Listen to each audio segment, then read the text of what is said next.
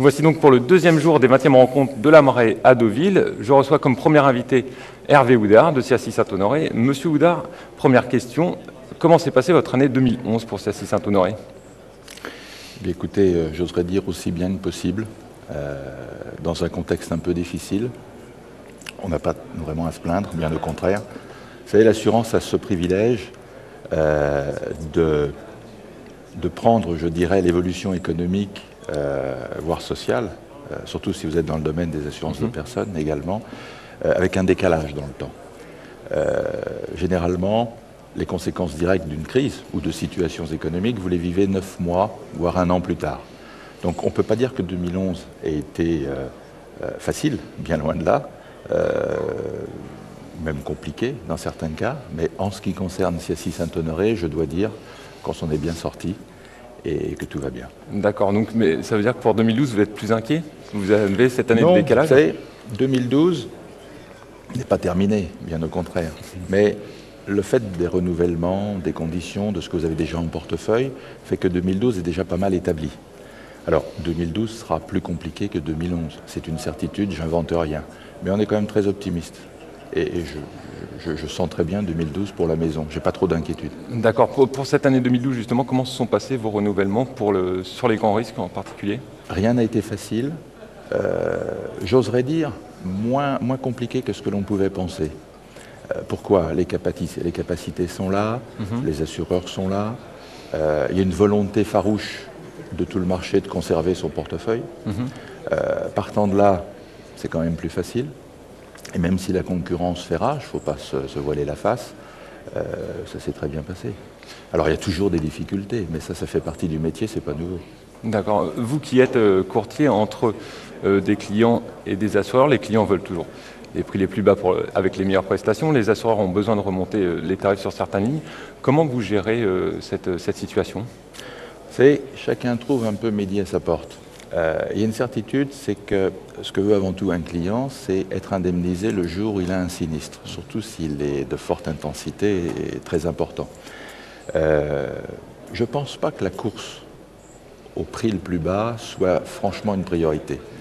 Ce que veut un client, c'est avant tout du service, de la qualité, être payé le jour où il y a un événement et un service quotidien exemplaire. Partant de là, chacun fait son marché, analyse. Je crois que tout le monde veut pérenniser dans le temps les relations de partenariat, c'est important. Puis vous savez, le marché n'est pas si grand que ça. Comme je dis bien souvent, surtout dans les grands risques industriels, vous avez quelques assureurs capables de gérer mondialement des comptes internationaux. Alors, entre celui qui a péri un risque, celui qui est dessus, celui qui a été, celui qui n'en veut pas et celui qui n'en veut plus, ça ne laisse pas tant d'opportunités que ça. Donc il faut quand même pérenniser les relations, être très prudent. Et je pense que le facteur prix, c'est un peu un mythe dans la tête de beaucoup, mais ce n'est pas forcément une condition essentielle. Il y a tout un environnement général qui est très important. Donc, outre le prix, le principe du courtage, c'est également de proposer un service, un accompagnement. Qu'est-ce que vous pensez de voir arriver maintenant de plus en plus d'assureurs sur ces services, sur cet accompagnement pour les risques? Chacun est fait pour ce qu'il doit faire. Je suis farouchement et avec beaucoup de certitude persuadé que rien ne pourra remplacer les courtiers dans le quotidien.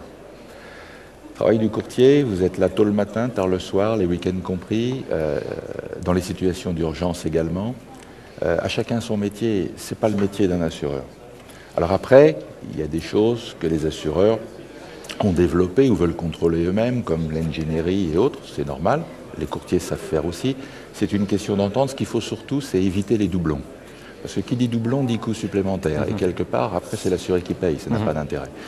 Mais à chacun son métier. Et je pense que tout le monde s'y retrouvera très bien si on reste sur ce trend. Très bien. Pour finir cet entretien, l'année dernière, au moment des rencontres de la Marée, il y avait eu la signature d'un addendum à la charte de bonnes relations entre justement le courtage et les risk managers.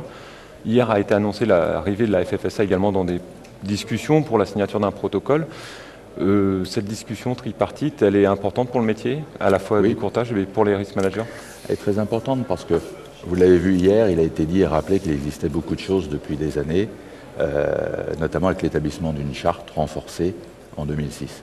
Il y a eu un addendum l'année dernière. Et puis, l'année dernière, on a eu pas mal de demandes. Quand je dis on, c'est à la fois l'AMRAE et la Chambre des courtiers, des demandes d'assureurs qui ont dit, mais en fin de compte, il manque le troisième larron de l'histoire et on aimerait bien être partie présente. On peut même s'interroger aussi dans le futur sur la présence des réassureurs qui sont de plus en plus présents, notamment dans les grands risques. Alors, partant de là, il y a eu un relais qui a été fait sur la FFSA et il y a eu une demande officielle. On s'est rapprochés, on s'est vus, ça demandait pas mal de temps et on a surtout fait le constat qu'on n'était pas prêt à pouvoir signer quelque chose de global, de concret, de vraiment significatif en 6 mois, puisque les travaux ont commencé juste avant l'été et les dernières réunions ont lieu en janvier.